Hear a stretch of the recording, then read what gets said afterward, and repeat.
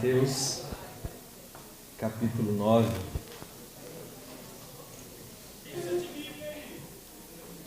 Alguém precisa de Bíblia aí?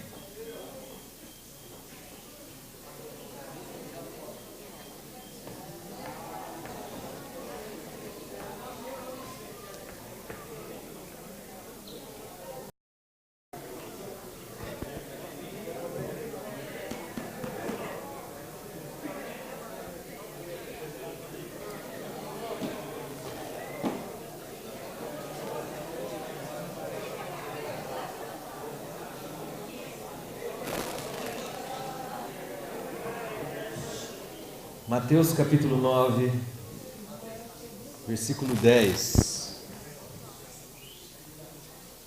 E sucedeu que, estando ele à casa, à mesa, muitos publicanos e pecadores vieram e tomaram lugares com Jesus e seus discípulos. Ora, vendo isto, os fariseus perguntaram aos discípulos: por que come vosso mestre com publicanos e pecadores? Mas Jesus, ouvindo, disse: os sãos não precisam de médico, e sim os doentes. Ide, porém, aprender o que significa misericórdia quero, e não sacrifícios. Pois não vim chamar justos, e sim pecadores ao arrependimento. Versículo 16. Ninguém põe remendo de pano novo em veste velha, porque o remendo tira parte da veste e fica maior a rotura. Nem se põe vinho novo em odres velhos, do contrário, rompe-se os odres, derrama-se o vinho e os odres se perdem. Mas põe-se vinho novo em odres novos, e ambos se conservam. Mateus capítulo 19.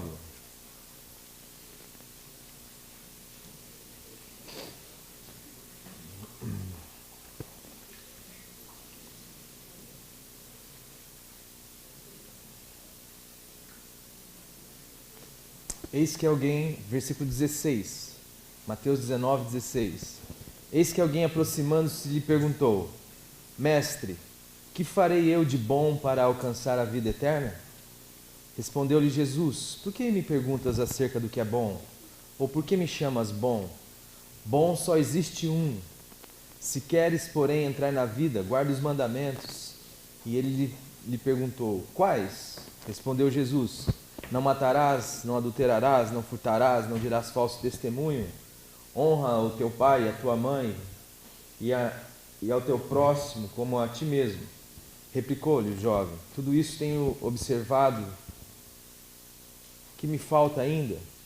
Disse-lhe Jesus: se queres ser perfeito, vai e vende tudo que tens, dá aos pobres e terás um tesouro no céu.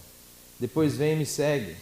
Tendo, porém, o jovem ouvido esta palavra, retirou-se triste, porque possuía muitas coisas. Santo Espírito, esta é a tua palavra. É em nome do Senhor Jesus Cristo que nós pedimos que o Senhor haja para a tua glória, trazendo vida, cura, salvação. Em nome de Jesus. Amém. Ora, nós temos falado nesses dias, começamos ontem, no espírito de tentar, pela palavra de Deus,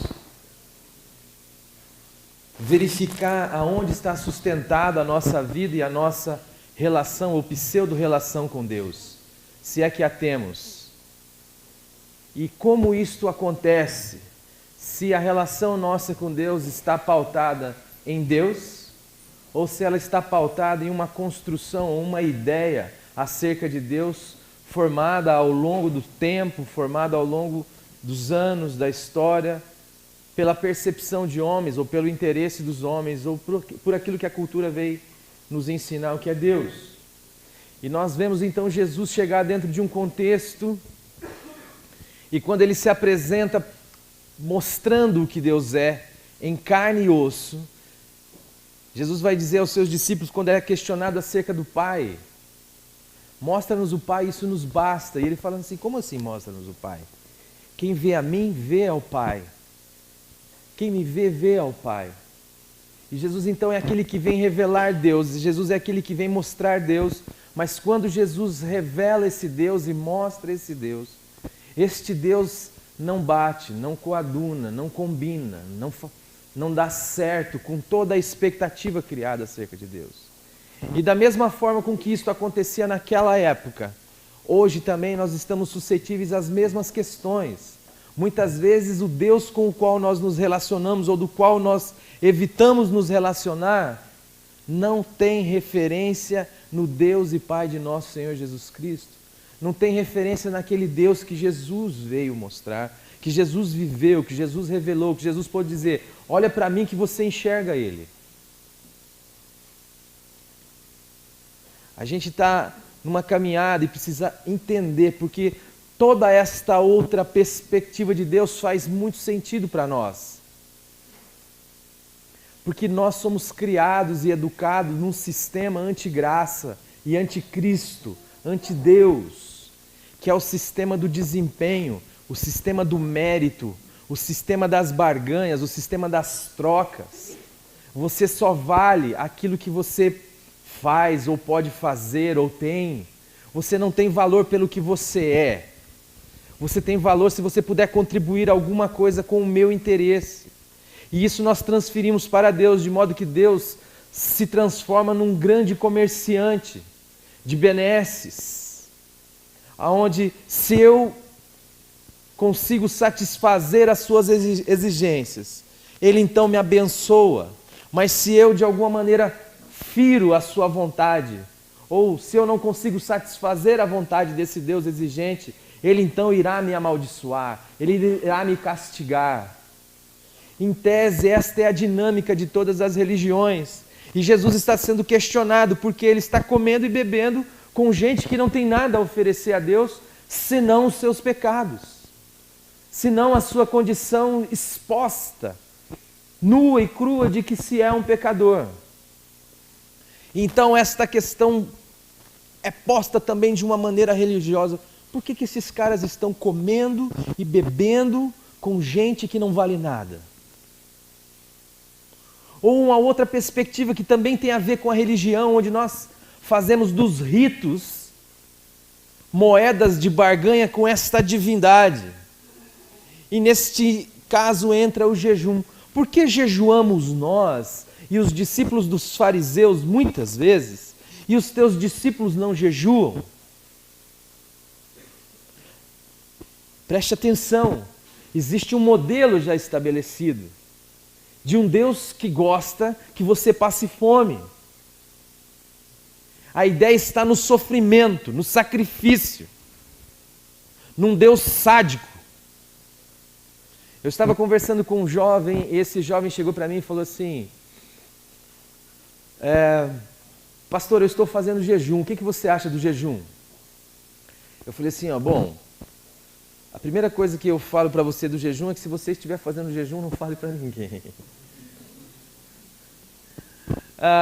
Ele falou assim, só que é o seguinte, pastor, o jejum que eu estou fazendo é um jejum diferente. Eu falei, Eu falei, brother, o jejum que eu conheço é parar de comer, irmão. Ele falou assim, não, mas eu estou fazendo jejum de videogame. Eu falei, é mesmo? Ele falou, sabe o que é, pastor? É que eu tenho um organismo que eu posso ficar um dia inteiro, 2 dias sem comer, que eu não sinto falta. Eu não sofro. Agora, se eu ficar sem o videogame, eu sofro, pastor. Eu falei assim, mas aonde?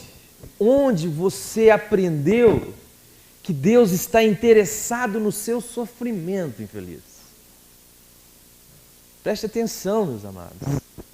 Há uma ideia aqui sendo montada, há uma percepção de um Deus que tem prazer no sofrimento dos seres humanos, que se contrapõe em gênero, número e grau a um Deus que veio sofrer o sofrimento do gênero humano, das pessoas, para que as pessoas pudessem ser libertas dos seus sofrimentos um dia. Mas então aqui há esta ideia. E de onde vem esta ideia? Vem desta religião. E a grande percepção que esses camaradas que estão de fora, vendo Jesus comer com pessoas indignas, têm, é que eles experimentaram uma novidade. Que eles vivem algo diferente. Que o fato deles pertencerem a uma religião faz com que eles experimentem algo que o mundo não pode provar. O Evangelho fala de uma boa nova, algo que é bom, primeiramente, e religião nenhuma pode ser boa. Nenhuma. Algo que é bom, primeiramente, e em segundo lugar, algo que representa uma novidade. Alguma coisa inaugural. O que é uma novidade? Algo que você nunca viu, não tem parâmetro, não tem referência. É algo essencialmente novo. Mas esses camaradas estão olhando para as suas vidas e acham que entre eles, que são religiosos, que são fariseus, que são pessoas que conhecem as Escrituras, estudam as Escrituras, pessoas que jejuam, pessoas que frequentam as sinagogas, frequentam os templos, fazem seus sacrifícios. Eles acham que eles são diferentes do mundo, são diferentes daquele povo que está no mundo. Mas será? Esta é a pergunta. Será que foi esta a grande novidade que Jesus veio trazer para nós? Nos tirar do mundo e nos colocar nas gaiolas das religiões? Com práticas que podem até serem diferentes, mas que trazem no seu cerne, ou seja, na sua essência, a mesma e cruel realidade. No mundo existe um Deus, certo? Você acha que não?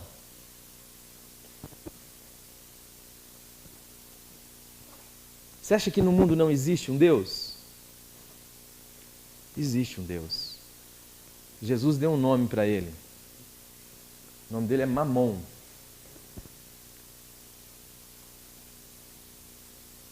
No mundo existe um Deus, na religião também. Vamos ver aqui as semelhanças. No mundo todos os chamam de dinheiro, até os ateus se curvam a ele. Na religião este mesmo Deus leva o nome de Mamon, mas não se importa de utilizar o pseudônimo que for necessário, Jesus Cristo inclusive. Na religião é a mesma coisa, só que na versão religiosa deste falso Deus, ele se satisfaz com coisas mais banais. Subir escadas de joelho, por exemplo, ele é sádico, como eu falei. Frango, bode, dízimos, greve de fome, essas coisas. Em ambas as vertentes, esse Deus que se apresenta de modo diferente, de fato usa esses subterfúgios como quem faz uma piada dos ignorantes. Seu verdadeiro interesse é a vida humana, ou melhor, acabar com a vida humana. Seja dentro de uma igreja ou dentro de uma multinacional, tanto faz, desde que a pessoa perca a sua alma. As pessoas são levadas a isto na esperança de que esse Deus os salve, lhes dê segurança, respeito e poder. Acabam na morte, no linguajar religioso, vão para o inferno. Às vezes isso acontece dentro de uma banheira, de um hotel de luxo em Beverly Hills. Os que têm este fim para o mundo são os que perderam, ou os que se perderam, apostataram da fé no mundo. Não existe outra explicação. Tiveram tudo que o deusinho do mundo podia dar, mas como de fato eram fracos e não se contentaram com a ilusão e a mentira de serem quem de fato não são, se perderam. É assim que o mundo os trata, com fingida misericórdia, fazendo espalhafatosos tributos póstumos, exaltando suas qualidades enquanto se encontravam fiéis ao Deus do mundo, mas que em face da verdade acerca deste Deus que leva à desesperança, se desviaram. Depois tentam minimizar sua propaganda negativa, chamando-os de coitadinhos, desequilibrados e doentes. Coitadinho do Michael Jackson, coitadinho da Whitney Houston, e o que dizer da Amy Winehouse? Louca. Porém, a grande maioria vai morrer uma vida culpada. Massificada, cansada, claustrofóbica, afundada em vícios, depressiva e vazia de significado e de relacionamentos. Por não ter conseguido oferecer sacrifícios melhores a um Deus exigente, morre envergonhado pela culpa de ser menos, diante do testemunho daqueles que, dentro da ótica espartana, foram mais. Dizendo, eu sou tudo isto porque eu me esforcei, me dediquei, busquei, fiz das tripas coração e venci. E isto nos programas de TV. Como também a religião os tem, onde o máximo que você pode ser é o aprendiz. Na linguagem da religião, é o discípulo ou o fiel.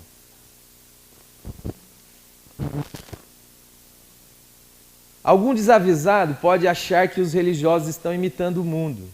Não, querido. A religião é o mundo. Assim como o ídolo do mundo se importa com as crianças famintas da África, realizando seus ajuntamentos solenes com cânticos, palavras de ordem, evocação da justiça e arrecadação, o falso Deus da religião faz a mesma coisa. A única diferença é que no mundo estes ajuntamentos solenes são chamados de shows, onde quem participa são os vitoriosos. Na religião, o mesmo ajuntamento muda o nome para culto. Neste caso, participam os que têm algum testemunho a dar, do tipo, eu era pobre e fiquei rico, eu era solteiro e fui casado, eu era doente e sarei. Deus me abençoou. Vencedores. Vencer o quê? Vencer, em última análise, significa ter a condição de manter a aparência, de esconder a mentira de quem se é. Vencer é ter condições de fazer uma prática para esconder a idade, de comprar um bom perfume para ocultar o seu odor, ou de desenvolver subterfúgios psicológicos para esconder seus medos, taras, perversões. Escondendo-se atrás de personagens como pastores, religiosos ou homens de bem. Vencer no mundo e na religião do mundo é abraçar a mentira como verdade e a morte como vida. No mundo vemos corrupção, na religião também. No mundo existe uma exigência em relação à conduta, na religião também. Na religião existem os abençoados. No mundo só se troca o nome para bem-sucedidos. No mundo espera-se que seu sucesso aconteça de maneira honesta, sem que haja questionamentos mais profundos sobre isso. Na religião é a mesma coisa. Na religião existe a exigência de santidade. No mundo é a mesma coisa, só que agora com o nome de ética. No mundo, o mais importante é a aparência. E na religião do mundo, não é diferente. Ou seja, o que esses camaradas achavam que poderia ser uma relação significativa com Deus, nada mais é do que a reprodução do que o mundo é, ou da religião do mundo, só que agora dentro de um contexto onde é sacro, existe um templo, existe um rito, existem maneiras de se fazer as coisas, o certo, o errado, mas tudo isso tem no mundo, gente. O que eu estou querendo dizer aqui é que um relacionamento com Deus não é isto. Que esta ideia de Deus é perversa, e esta mesma ideia de Deus vai sempre manter um questionamento no seu coração, e o mesmo questionamento que houve naquele jovem que se aproximou de Jesus, do texto que nós lemos. E o questionamento dele é de vida. O seu problema e o meu problema é que nós sabemos que se vivermos a nossa vida, ou se morrermos esta nossa existência, sem de fato este reconciliar com Deus, proposto por Deus, sustentado por Deus, pela sua graça, em Cristo Jesus, um dia a morte porá um fim em nós, na nossa história, nas nossas construções, seja elas qual for. Não importa o que você faça, não importa o que você tenha, não importa o que você saiba, um dia a morte porá um fim, se Jesus Cristo não for de fato a sua vida. E este jovem então se apresenta diante de Jesus e diz, bom mestre, o que farei eu de bom para herdar a vida eterna? E Jesus então precisa desconstruir esta realidade, esta percepção, porque ele ainda acha que é a sua bondade, que ele tem a condição de ser bom, ao ponto de satisfazer a justiça de Deus. Não tem. E Jesus então lhe coloca um outro questionamento, por que você está me chamando de bom? Por que você olha para mim e me percebe como um bom? Ora, os parâmetros que ele está usando são os mesmos que o mundo usa para poder avaliar se você é bom ou não. Mas esta sua bondade, essa sua capacidade de se adequar ao mundo ou aquilo que o mundo chama de bom, não trará a você vida. E o meu problema e o seu problema é de vida. Esta pergunta estará no seu peito, no seu coração. Eu atendi uma moça, algum tempo atrás. Ela se separou. E ela precisou se separar porque o seu marido começou a se envolver com drogas. E chegou num ponto que estava insustentável e ela não conseguiu mais, tendo uma filha com esse camarada, precisou separar-se. E um rapaz novo, 29, 30 anos. E ela começou a morar sozinha e o pai dela precisou então vir morar com ela também. Porque o pai dela também é separado da mãe. E o pai dela já é um senhor de uma certa idade, beirando 60 anos. Mas esse senhor vive depressivo. Ele vive à base de remédios. E nós começamos a conversar um pouco sobre isso e eu falei para ela, olha, nós vivemos num contexto que o Franz Schaeffer vai tratar no livro dele, O Deus que Intervém, como a questão de estar abaixo da linha do desespero. O que significa isso, estar abaixo da linha do desespero?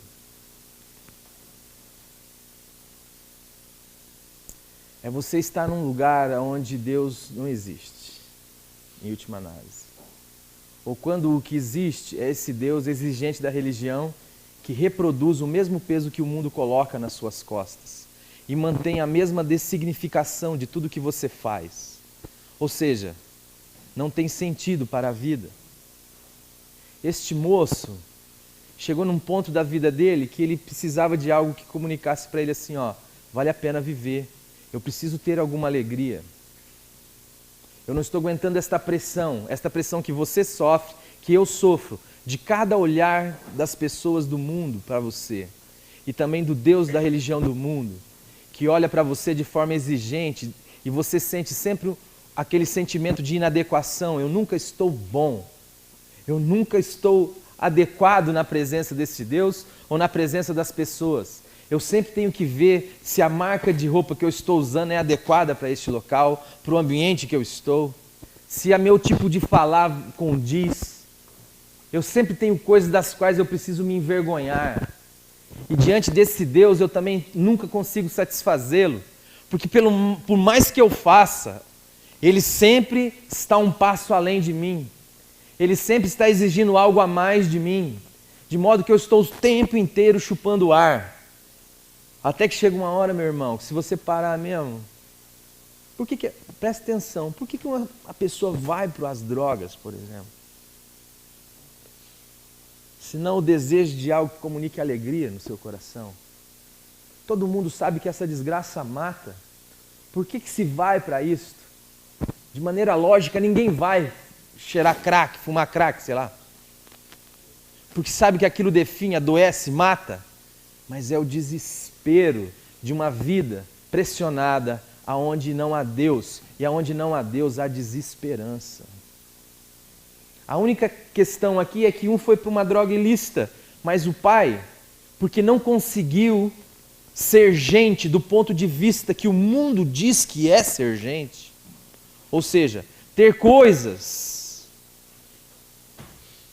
ser importante, porque o mundo não interessa por você. Presta atenção aqui, queridos. O mundo não interessa por questões existenciais profundas do seu coração. Ele não quer saber dos seus medos, ele não quer saber das suas fraquezas, ele quer saber do que você pode fazer para manter esta roda girando. E quem não vai se enquadrando dentro desse sistema, vai ficando à margem. Então se deprime, porque eu não consigo ser gente. Eu olho e as pessoas não me respeitam. Eu gastei a minha vida e não produzi muita coisa, do ponto de vista do que o mundo disse que é produzir. Então, Eu perdi minha família, sou um cara separado. Eu não tenho bens, estou precisando morar com a minha filha. De favor. O que eu sou? Sou nada. Então, para Deus não é assim que funciona. Quando a gente vai perceber mesmo, o mesmo modelo que está no mundo, está dentro do sistema religioso. E Jesus não veio trazer isto. Jesus começa a mexer então com as bases desse moço, como ele quer mexer com as nossas bases. Ontem nós falamos de um Deus que quer andar com você e comigo, e que quer celebrar comigo e com você. E Jesus está dizendo, por que você está me chamando de bom? Essas bases suas aí eu preciso mudar a referência. Não há ninguém bom. Quando Jesus diz que não há ninguém bom, ele exclui você? Sim ou não? Hã? Não, né, meus amores? Quando ele fala que não há ninguém bom, ele está dizendo que você também não é bom. Quando ele fala que só há um bom, que é Deus, ele jogou esse parâmetro para um nível que você não consegue atingir, certo ou errado? E daí Jesus fala assim, olha como Jesus ele diz assim, por que você então não cumpre a lei? Por que você não cumpre as regras? E o que o menino responde? O que o menino responde?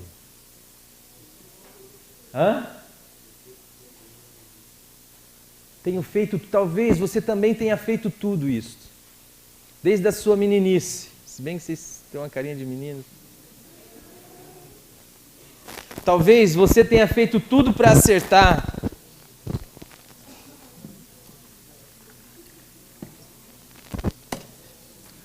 Você já ouviu a conversa do tipo assim, eu faço tudo certo e nada dá certo para mim? Eu me esforço, eu tento, mas não consigo. O que você não consegue? Por que há esse sentimento de inadequação? Porque o problema meu e seu é vida. E é justamente isso que Jesus veio trazer para mim e para você.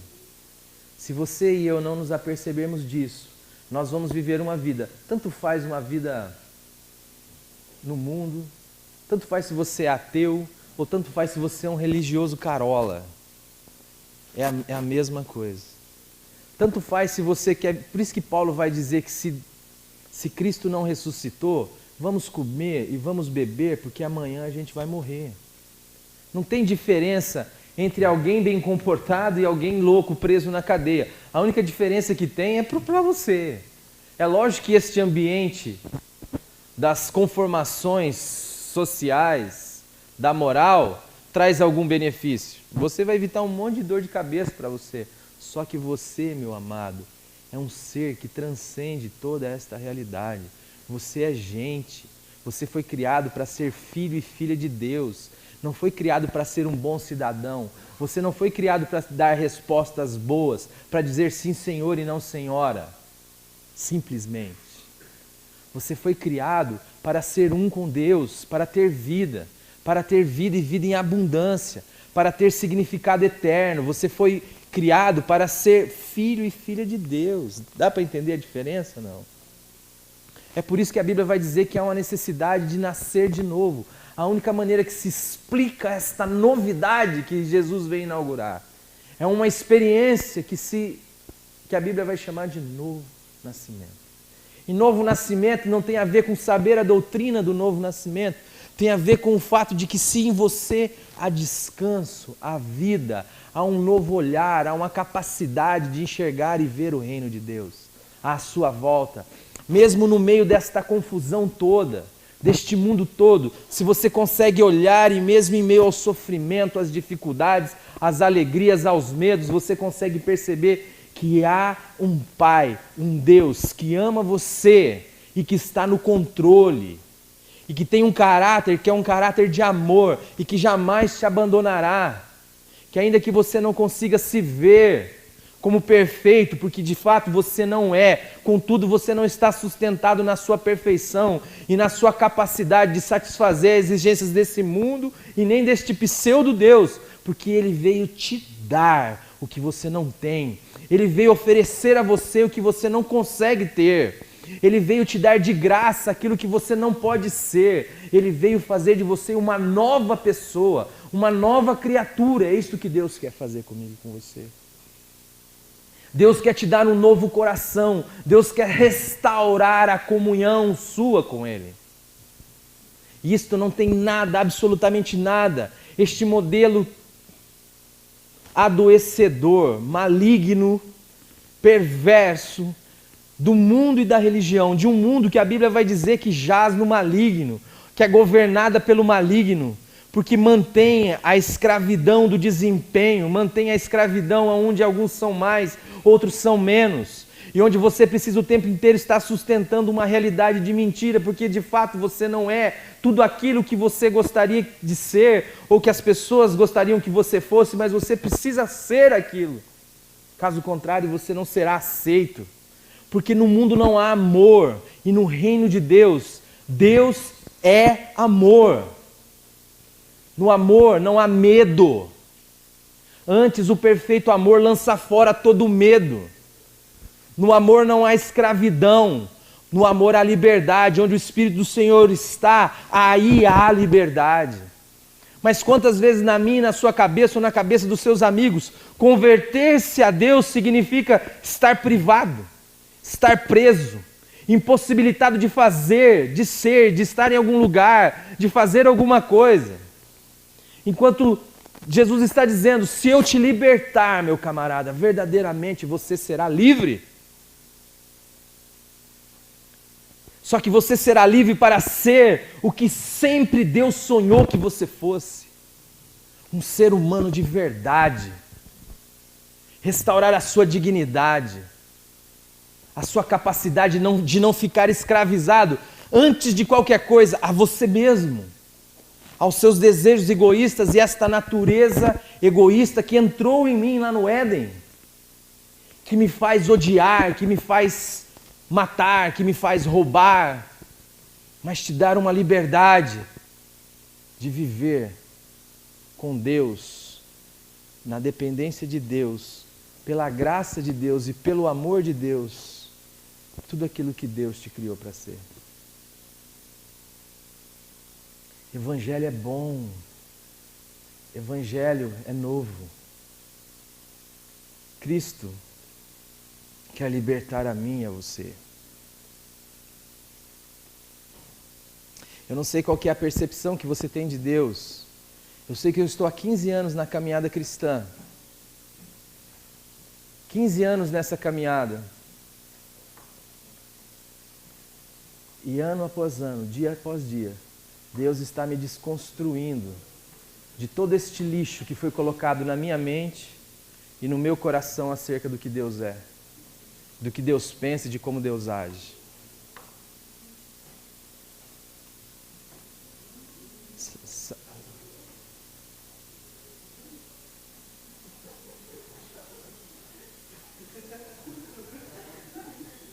Sabe qual é o desejo do meu coração?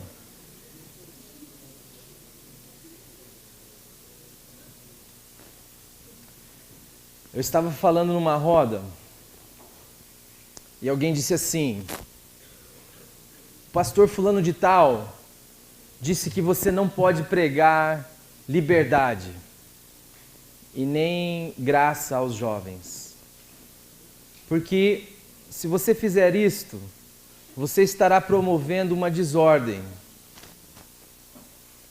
Você estará promovendo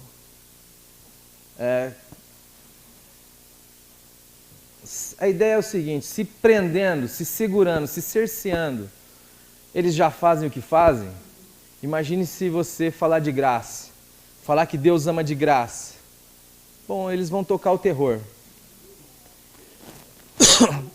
Isso se chama o seguinte: primeiro, não se crê no Evangelho, não se crê na ação do Espírito, não se crê no poder de Deus. que é capaz de mudar vidas e de mudar corações, não de mudar comportamentos, mas de mudar coração, mente, visão, da pessoa poder não ser transportada de um reino das trevas do mundo para um reino das trevas dentro de uma religião qualquer, mas de ser transportada para o reino do Filho do seu amor. Uma pessoa que tem a sua mente mudada, que ainda que não consiga fazer o bem, contudo sofre dores de parto dentro de si, dizendo: o bem que eu quero fazer eu não faço, porém o mal que eu não quero, este eu faço. Mas dirá com toda a força do seu coração que o bem é o anseio da sua alma,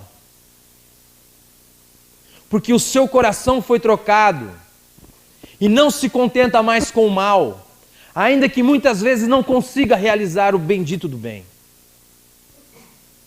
Moços e moças libertos por um Deus que tem prazer na liberdade, que tem prazer com que os seus filhos façam o que não podem fazer como um milagre, porque Ele mesmo vem financiar aquilo que você não tem condições de ser e nem de fazer, mas que haja um coração disposto ao bem, porque é um novo coração, e porque está livre agora para isso, porque ama isto, e porque anseia por isto, e porque livremente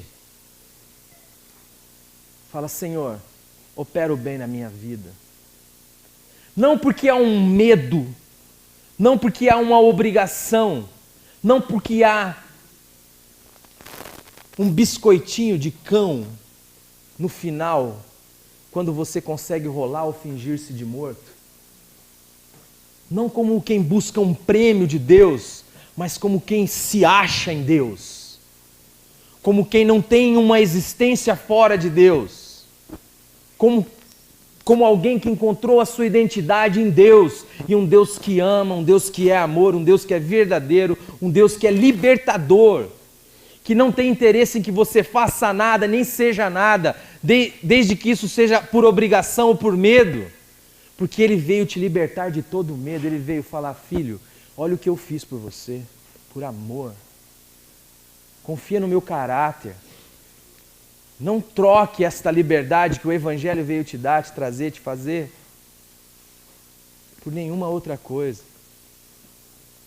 Porque nada fora de mim produz vida, nada fora de mim trará contentamento. Você pode fazer tudo certo desde a sua meninice, que você vai encontrar no final da sua vida uma pergunta dizendo: o que mais eu preciso fazer para herdar a vida eterna?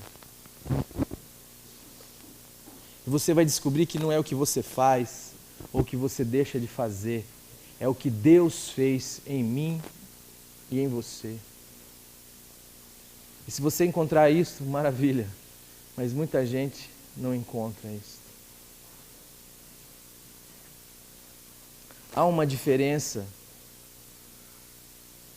de fato, há uma diferença entre a perspectiva de Deus da religião e o Deus oculto do mundo? Há diferença?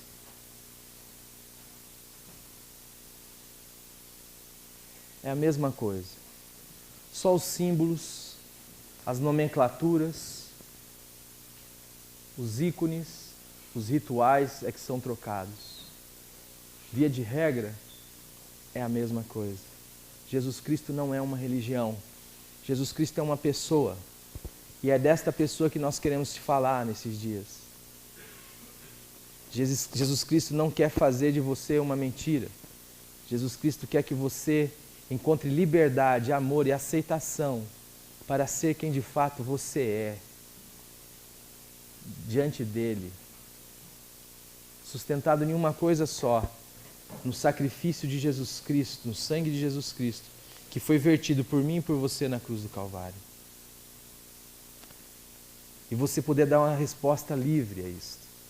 Senhor, eis-me aqui, estou aqui. Sem entender nisso nenhum prejuízo. Como o camarada que a gente falou ontem, que porque abriu mão de um contrato desonesto, no qual ele ganharia muito dinheiro, sente uma crise existencial profunda, porque resolveu fazer o bem. Porque Deus tem me dado um novo coração que anseia pelo bem. Moços e moças, cheios do Espírito Santo, que livres, libertos do medo, do pavor, libertos da hipocrisia de querer ser quem de fato não são, só recorrem ao seu Pai. Pai, vem ser o que eu não posso ser. Jesus Cristo, vem viver em mim. Ah, por que, filho? Você está com medo de ir para o inferno? Que inferno? Nenhuma condenação mais há para os que estão em Cristo Jesus. Por que, filho? Você está querendo alguma bênção? Não, Senhor meu Pai, eu já fui abençoado com todas as sortes de bênçãos espirituais nas regiões celestiais em Cristo Jesus. Eu já fui feito seu filho, seu herdeiro, eu não tenho mais para onde ir. Eu já morri e eu já nasci de novo. Eu estou na glória, eu estou na eternidade, já aqui, agora. Eu não tenho mais para onde ir, eu já cheguei no topo. Ah, mas o que você fez para merecer isso? O que eu fiz? Nada, Senhor. Eu só fiz para não merecer. Mas aonde abundou o pecado, superabundou a tua graça, Senhor.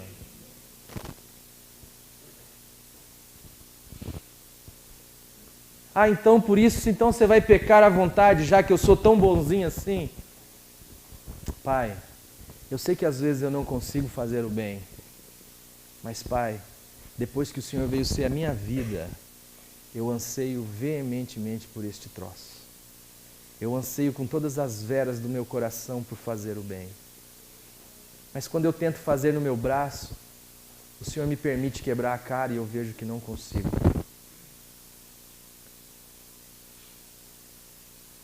Pai, deixa eu te chamar de Pai. Deus ser teu Pai.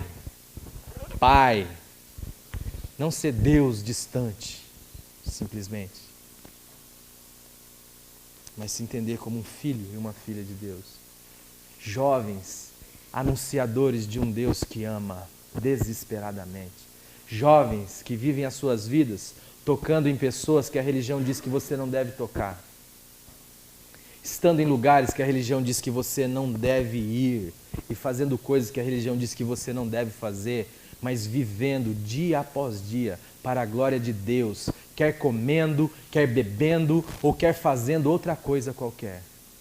Se o Espírito Santo não produzir isto em vocês, não vai ser o meu cerceamento, não vai ser o medo, não vai ser a prisão que vai promover isto em vocês.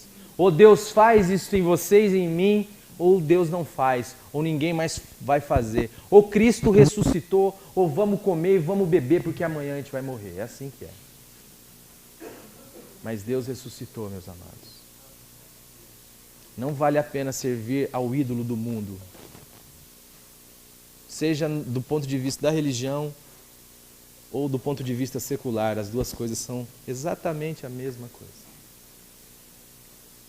Mas que Deus destrua tudo que está de velho e que possa surgir o novo. Porque Deus disse, eu não ponho vinho novo em odre velho. Eu não ponho remendo de pano bom em pano roto.